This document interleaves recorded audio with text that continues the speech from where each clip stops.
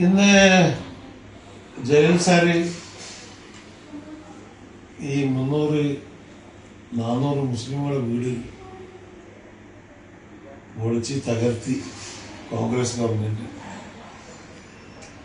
കേരളത്തിൻ്റെ MLA വരേണ്ട ഒരു സ്ഥിതി ഇവിടുത്തെ കോൺഗ്രസ് ഗവൺമെന്റ് ഉണ്ടാക്കി.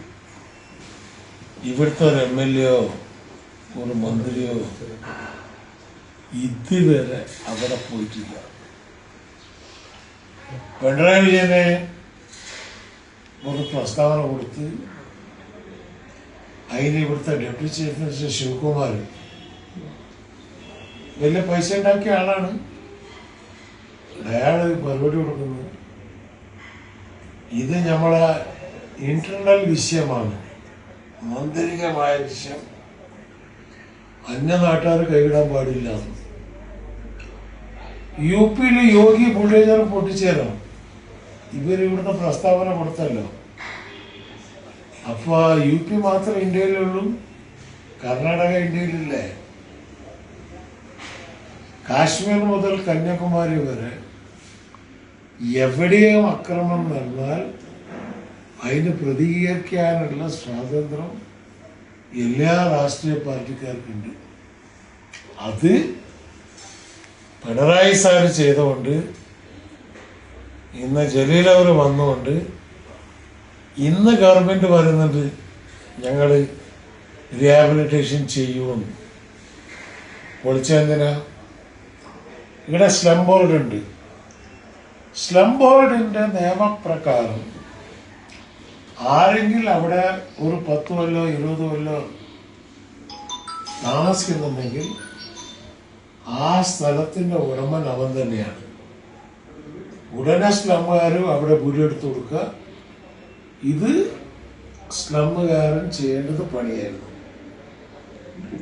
ഇവരത് ചെയ്യേണ്ടത് പകരം രാത്രി 4 മണിക്ക് അതിൽ സ്ത്രീകൾ, പ്രസവിച്ച സ്ത്രീകൾ, പ്രസവിക്കാൻ പോകുന്ന സ്ത്രീകൾ എല്ലാത്തിനും പുറത്തിട്ട് അതിൽ ഒരു പാത്രയോ ഒരു പൊതുക്കാനുള്ള പൊതുപ്പ് വരെ എടുക്കാൻ വിട്ടിട്ടില്ല. ഹിറ്റ്ലർ നാസിക്കാർക്കും ഇങ്ങനത്തെ ചെയ്തിട്ടില്ല. അങ്ങനത്തെ കൊടുമയാണ് ചെയ്തത്. ഞാൻ ബാംഗ്ലൂരിൽ ഇല്ലായിരുന്നു, പുറത്ത് ഡിസ്ട്രിക്റ്റിൽ സ്റ്റേറ്റിൽ ടൂർ ചെയ്തിട്ട് ഇന്നലെയാണ് മടങ്ങിയെത്തിയത്. അപ്പോൾ ഉടനെ ഞാനിന്ന് പോയി ജലീൽ സാറും അവിടെ കണ്ട് വളരെ സന്തോഷമായി. ഞാൻ കേരള സർക്കാരിന് ഇവരെല്ലാവർക്കും നന്ദി പറയും. അവിടുത്തെ ജനങ്ങളും സന്തോഷിക്കുന്നുണ്ട്.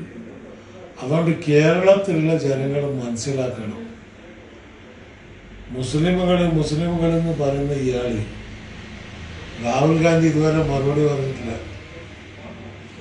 വേണുഗോപാൽ സാറ് ജനറൽ സെക്രട്ടറിയാ, അവരെന്തെങ്കിലും മറുപടി പറയുവോ? അതുമില്ല. റിപ്പോർട്ട് ചെയ്യിച്ചെന്ന് പറഞ്ഞ് ആളുടെ ഇവിടെ അവർക്ക് സുഖമില്ലേ, ലാബറട്ടറി റിപ്പോർട്ട് എടുക്കുന്നത് പത്രത്തിൽ വന്ന് അറിഞ്ഞ് ഉടനെ ആക്ഷൻ എടുക്കേണ്ടതായിരുന്നു. ആരാണ് അതിൻ്റെ മന്ത്രി?